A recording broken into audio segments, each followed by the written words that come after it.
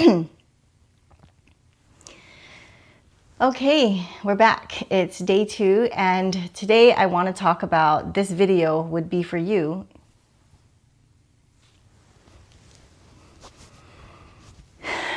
Welcome back, guys. It is the second day of me doing these unscripted videos, and I took longer this time for some reason. I just felt like it was a lot more preparation for me to do it the second day versus the first day, and I feel like it's probably because I was just very encouraged in that moment.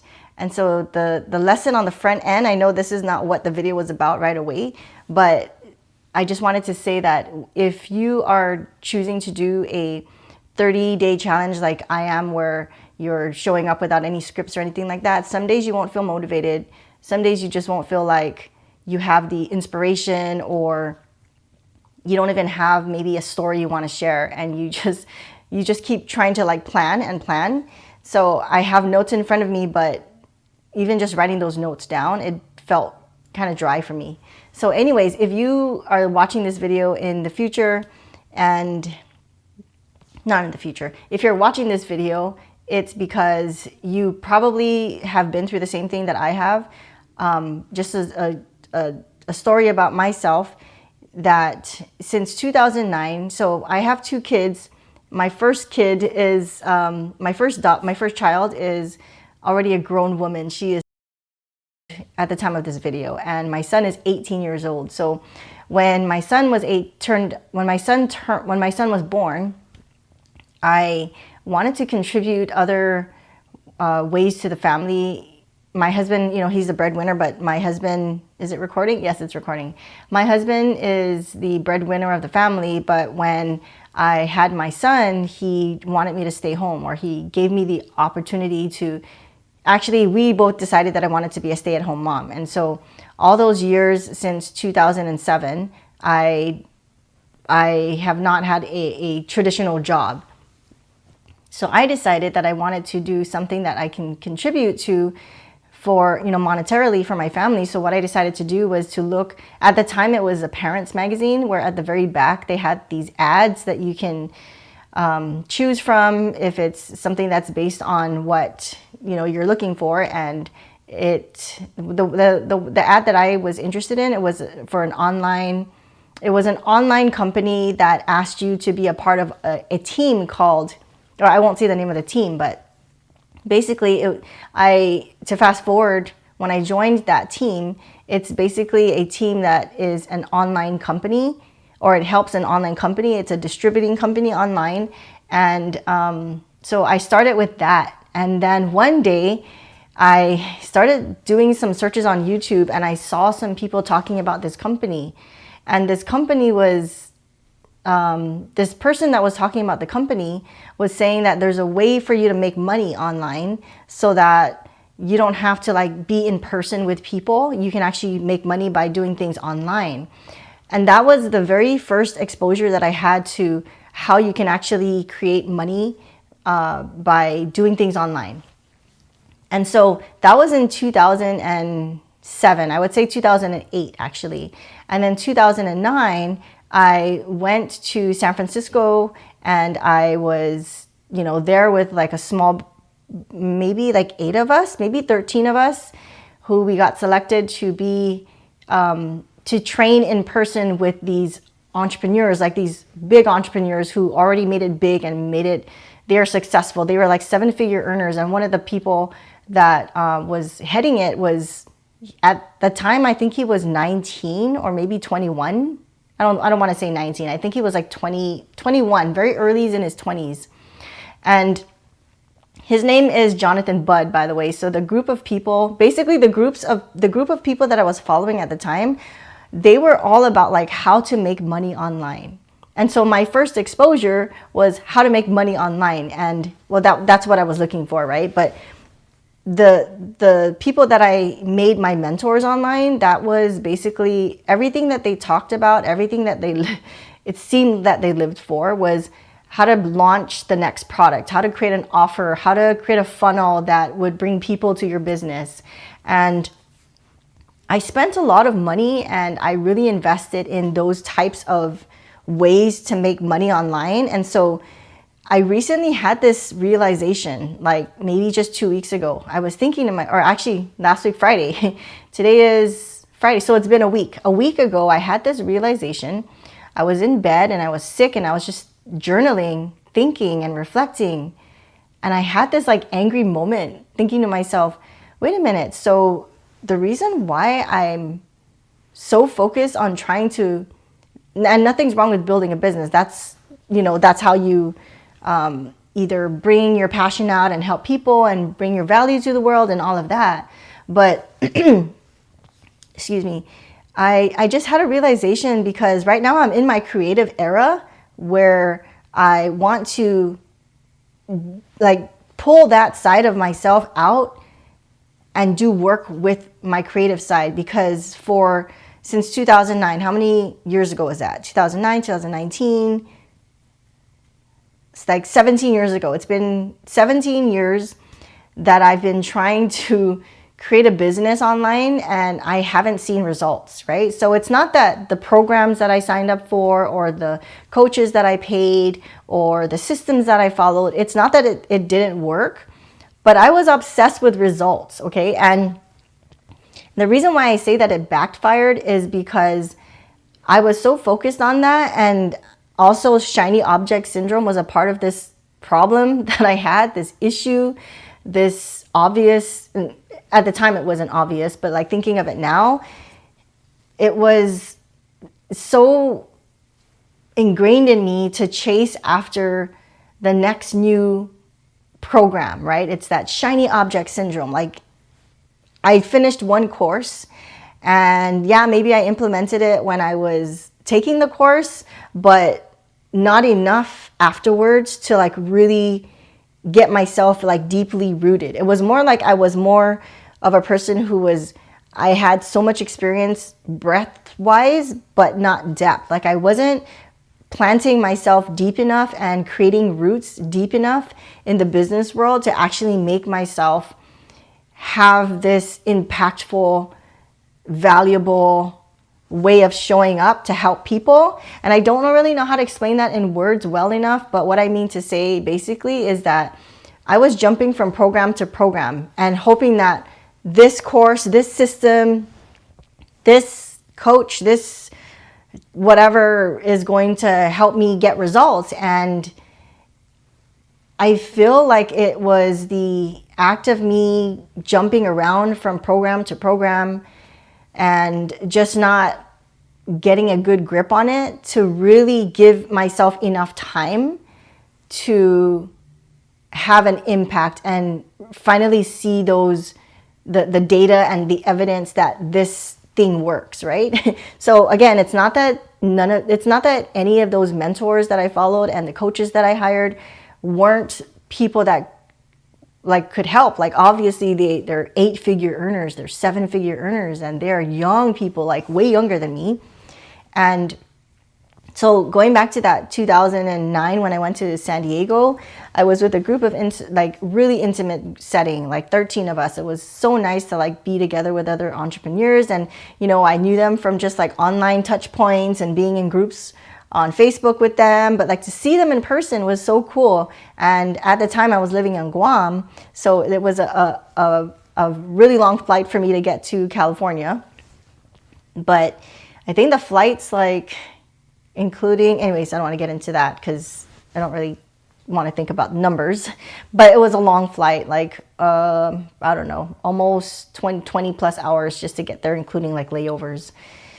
But anyways, so, I was with a group of people, and then right now it's 2026, and there are some gaps here and there between, I would say, 2012 to 2000 and probably 19.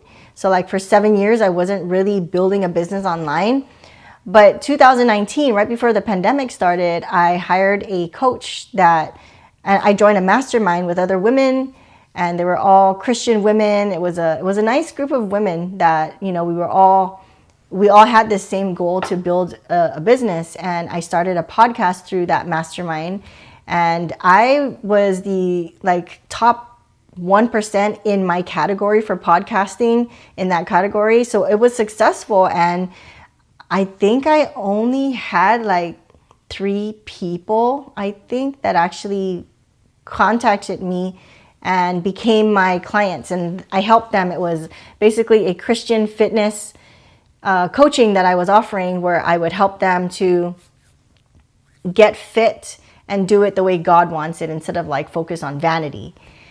That's a different topic. So anyways, yeah, so podcasting was like a big thing. And, you know, I spent a lot of money basically because I was really obsessed with, you know, maybe obsessed may sound a little bit too harsh because that's a part of my journey, but I see how it backfired, because I wanted to kind of touch on, you know, the people that I surrounded myself with at the time. They had a language about them.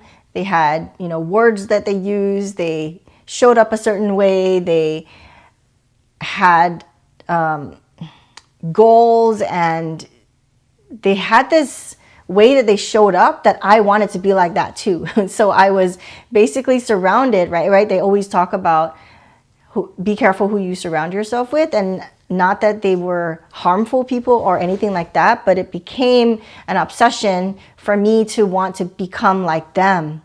And so when I find myself in a place where I'm chasing something that because I can see, right? There's evidence that you can make a good financial living through the internet, because I'm seeing these people and they're living proof. And so if they can do it, I can do it. But the biggest thing for me is I lost myself in all of that. And that's where the backfire comes in. It's like I lost my true self, my true, like being Jacqueline self, because I was listening to the way these people talked and how they showed up. And if you see like some of my videos, which they're actually private on this YouTube account, but I actually have some videos on this account. Maybe one day I'll actually open them up to the public, but it was open to the public at one point, but it's private right now. And when I look back and I listen to it, I'm like, that does not sound like me. That sounded like that person, or that sounded like that person. And it just shows that who you surround yourself with, it really does make a difference, the way you show up. But that was the backfire part, is I lost myself in the process of trying to build this business. And there are a lot of great lessons that I've learned. There are a lot of great people that I met in person and online. And I saw how much of an effort and passion that these people that I can think of in my head, I won't say their names because I'm trying to remember like their last names. So I remember this one lady, her name was Andrea. Another guy's name was Omar. Actually, I do remember their last names, but I saw these specific people who were leading communities online. And when they were leading communities online, it's because, number one, the person that was holding that community, they chose these specific people to lead the community because they had a certain quality about them. And I remember always being envious. I wanted to be in that position of, okay, if that person is being trusted to lead the community and to, I don't know what the word is, organize the community and do things on the back end, people trusted those people who were leading the community or assisting to lead the community.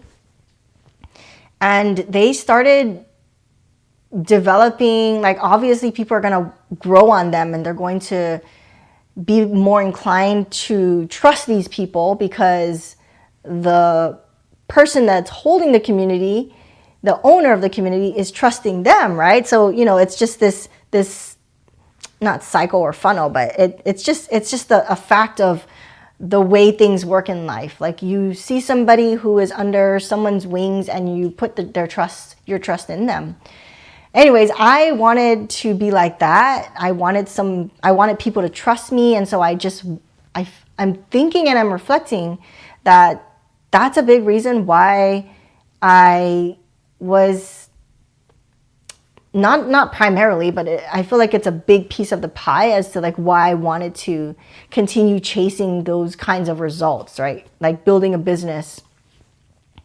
And the money would come. I know that. It's just a byproduct of like the work that you put in.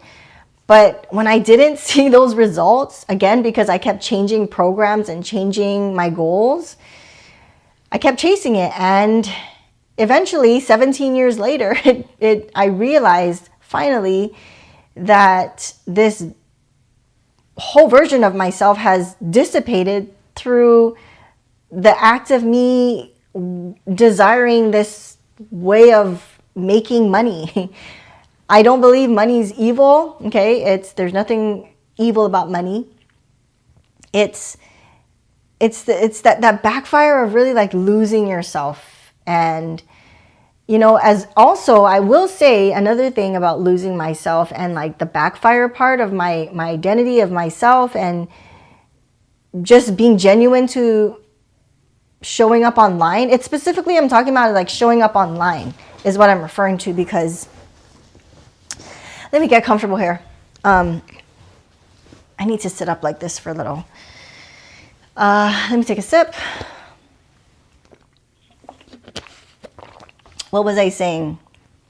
Yeah, so like in person, if I see you in person, it's not that I'm gonna not be myself. Like I'm gonna be myself in person, but when I show up online, there's this hat that just starts to be placed on my head, like instinctively or intuitively. It just happens. Is that the word? Instinctively, intuitively? Anyways, it just happens. And I start to play the role and talk like the people who I was following.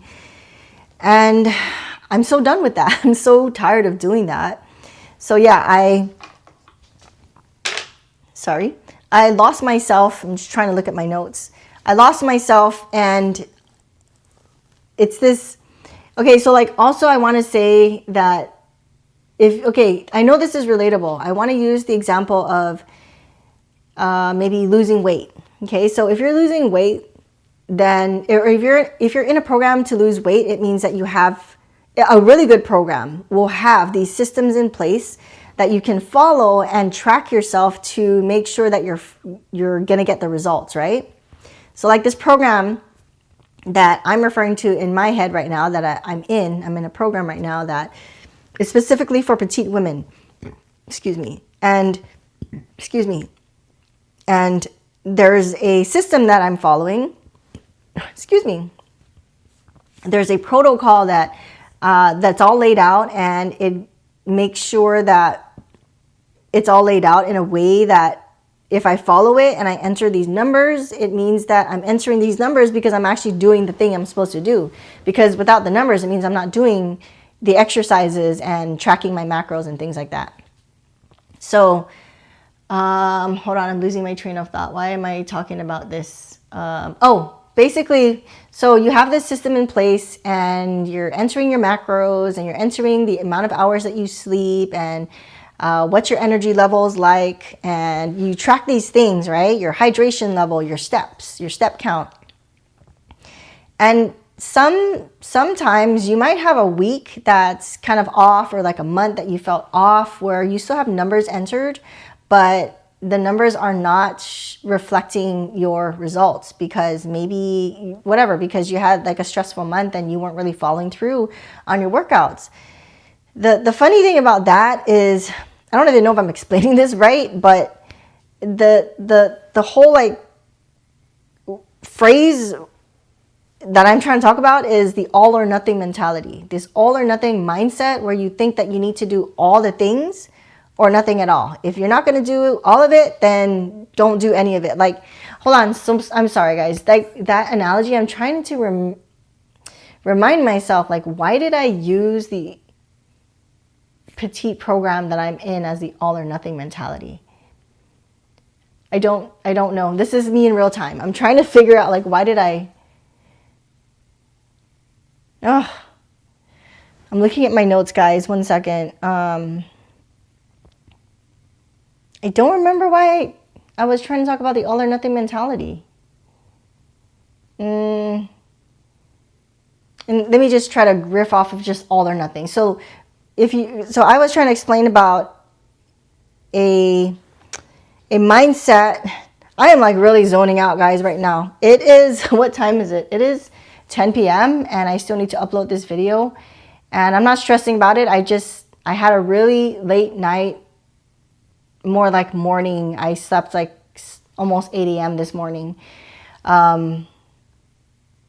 Yeah, so I'm kind of like zoned out. Anyways, this is day 2 of my video. So welcome to day 2 of my video where I'm trying to figure out how to speak and understand what my notes are saying. Okay, anyways, I am going to move on to, like, I was trying to share a lesson in all of that. So basically, I lost my true self in the act of trying to chase what I'm seeing other people are behaving like and living like and speaking like and all of that. And I lost my true self in that. So that's where the backfire came into play. So when it comes to trying to build yourself on YouTube, right, and trying to grow yourself on YouTube, I want to say that in my experience, the mistake is that I was following, and even just building a YouTube channel, I was watching so many YouTubers trying to figure out how in the heck to make this happen. And I was watching so many people who are telling me like how to do this. Here's a template, here's a system, here's, you know, don't start your intro like this, start your intro like this, and make sure you have an outro, make sure your lighting's good, and make sure that you cut out your ums and your ahs and all of that. It was just so, it sounded easy, but when you try to apply it in real life, it's just so much. So I was gonna say, like, starting messy instead of like trying to follow every single thing, right? Instead of obsessing about the results of, oh, what is my YouTube channel going to, who is it going to reach? I got to make sure that I get these results. Like, no, just make sure that your results, or just make sure that you're being, so the final thing I want to say is to be messy and to be okay with being messy when you're trying to build your YouTube channel. Instead of being obsessed with the numbers, instead of being obsessed with how many subscribers did I get this week, like looking at your analytics and, you know, focusing on the wrong things, like you're focusing on the wrong things. That's a, oops, sorry. I just tapped my mic. Instead of focusing on those things, like metrics are fine, but in the very beginning, the only metric that you, at least that I'm learning, and this is my mistake, and hopefully you take this, is the only metric to be concerned about is how many videos you're uploading. Because the more videos you upload, like this is my number 2 messy, unscripted, very real and raw video that's all over the place. The more I do this, the better I'm going to get at it. And then I can be more concerned with making my thumbnails better and making sure that my intros are so much better. Like, I'm going to have 13 views on this, maybe, you know, even 5 views would be nice, but it's not about those numbers in the beginning. It's more about the number of how many uploads. I would say that would be my biggest thing, is don't have the wrong focus like I did, where I was spending so much money in devices and lights and, you know, software to make to figure out things that are happening on the back end of my YouTube channel, like spending my money and my time on the wrong things, instead of just uploading your videos and trying to figure out like your voice, trying to figure out and get better at how to speak, so that the videos that YouTube eventually is going to show these videos to people who are looking for it. And I get to choose whether or not whatever keeps showing up to YouTube and is creating an audience for me, is that the angle I want to go. So it's like this, right? Like, okay, if you wanted to start a YouTube channel on fitness or cooking or camera reviews or whatever the thing is, being a stay-at-home mom, you don't really know if that specific thing, that niche or that general thing that you want to talk about, you don't know if that's something that's going to bring you joy as you talk about it. Like, you can spend so much time figuring out a title and how to start your intro and how to, you know, create a hook for the very beginning of your video. And just, there's a lot that goes into making a YouTube video, right? And let's say you spend like a whole week. Honestly, I've taken like 3 months to do one video before, and that's not even including the editing of the video, which is ridiculous to me because this has already been 25 minutes into recording this video, which I did not script. I have a very, very messy, as you can see, a very messy thing that I'm trying to look at to try to follow. But even at that, it's like there's a lot of things that I'm not even saying because there's just so many things that end up coming out from talking about one thing leading to the next that I didn't write, right? So these like messy outlines that I'm giving myself before the video is just so that I can kind of cement it in my brain so that I know. It's kind of like, it's like setting myself up, right? But I'm not reading it per se. I'm like, oh, maybe I should mention that. Oh, maybe I should mention that I had a podcast, and because of that, I didn't get the results I was looking. Like, it's just to remind myself. But when we focus on the wrong things, it potentially is going to backfire, and then it will lead to you giving up, right? Because it's like, oh, it didn't work. It's not the result I was looking for, so why even start a YouTube channel? I would rather just be a consumer, when the truth is the opposite of that. If a creator on YouTube is what you want to be, you have to be willing to not be more of a consumer on YouTube and more of a creator on YouTube. And what that looks like is uploading messy videos in the very beginning. And it's this video I know is very choppy, and I don't know. I don't even know if I'm even making sense in this video, honestly. But yeah, I spent so much time, money, resources in the very beginning of trying to build a business online, you know, which I don't regret, by the way. These were things that led me to where I am today, right? I don't have any regrets, but I was focusing on the wrong things and it backfired. I was focusing on like how other people were talking and I was trying to be like them. I was focusing on getting a website and securing a domain name, making sure that it's my name, and starting a podcast and making sure that I have branded colors. Like, those things don't matter in the beginning. Eventually, right? But it's like a house. When you are going to build a house, you go to wherever you go, like the person that's going to help you, you know, the architect or whatever. I've never built a house, so I don't know. But basically, you don't go and start buying paint colors and looking for the little knobs for your kitchen, like the pull handles that are going to go on your kitchen cabinet. You don't go looking for tiles yet.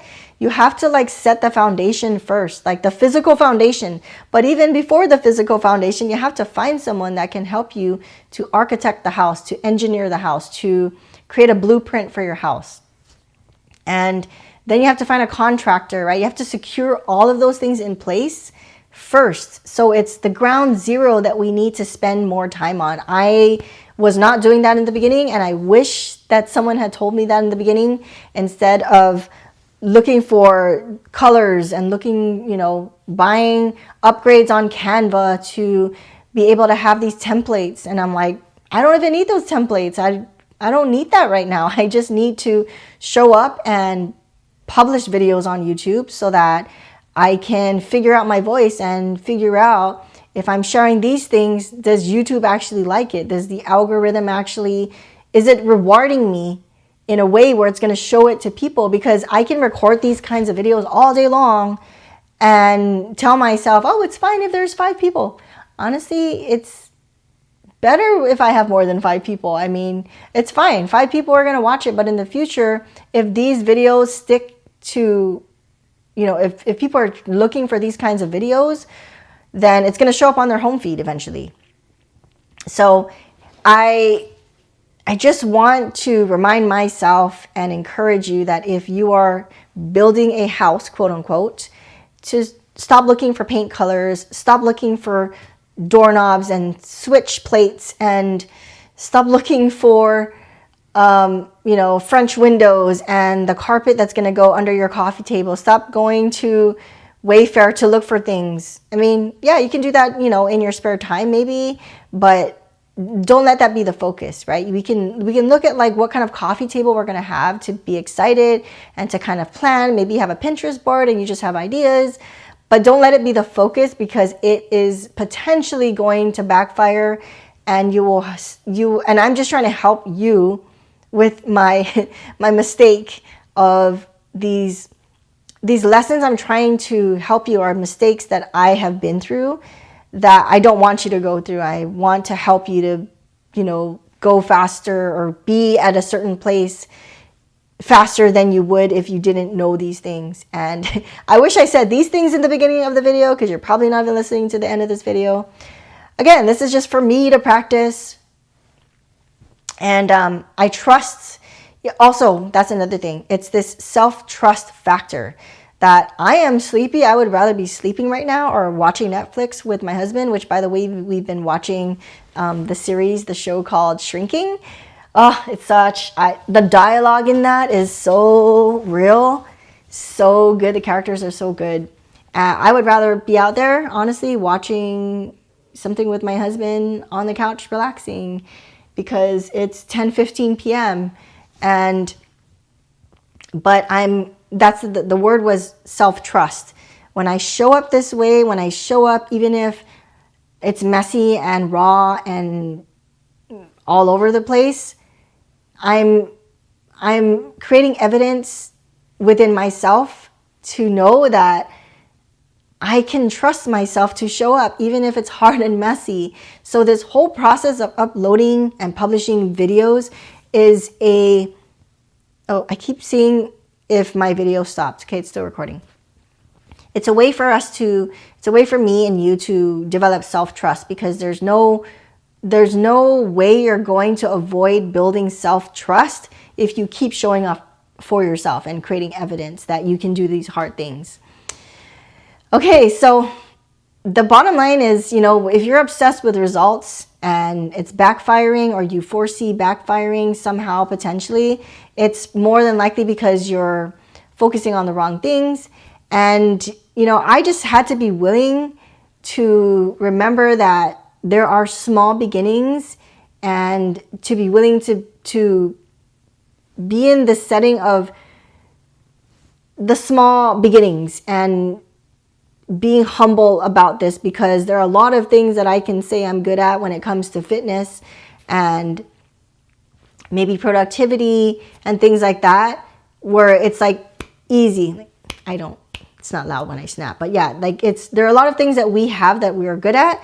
Showing up like this on camera is not an easy thing for me. So to prove to myself that I can do this, even if it's so uncomfortable and messy and very raw, it's building this self-trust factor that I cannot get anywhere. I cannot get if I buy a course, if I spend my money on a coach. Like, they're going to guide me, but and I will still hire coaches, because I believe everybody needs coaches to, you know, guide them, because they are people who are steps ahead of us and will help us to course correct and things like that. But none of that is going to help me to trust myself the way showing up like this when it's hard is going to teach me how to trust myself more. So anyways, be willing to remember, how do I end this? Be willing to know that small beginnings like this will keep you humble, but will grow you from the inside out, which is what you need, which is what I need in order to get to the next steps. It's just a fact of life. In order to build a house, you have to start at ground zero. And this is my ground zero. So, okay, I'm done talking because my voice is starting to get a little bit faded here. But I am so grateful that you showed up here all the way to the end. If you showed up to the end, then you are part of the end of the video club. So if you really did make it this far, drop an emoji. I don't know, drop, let's say, the glasses emoji. Okay, so I never know how to end these things, guys. Start small, publish your videos, even if it's messy, stay humble, and small beginnings matter. Okay, that's it. Thanks for hanging out with me, and tomorrow is going to be another video. I might talk about petite fitness. It just depends how I feel tomorrow, but I feel like the topic so far has been me talking about YouTube videos. I feel like or showing up on YouTube and how to be better at showing up on YouTube. I feel like that could be the thing that I will continue to talk about so far, because I feel like I've learned a lot along the way. So I will see you tomorrow, and thank you for being here. I am grateful, and have a great rest of your day wherever you at. Wherever you at, wherever you're at, wherever you are. Blech. Okay, it's time for me to go and watch some shrinking. All right. Good night. Good morning, wherever you are. Goodbye. Peace out.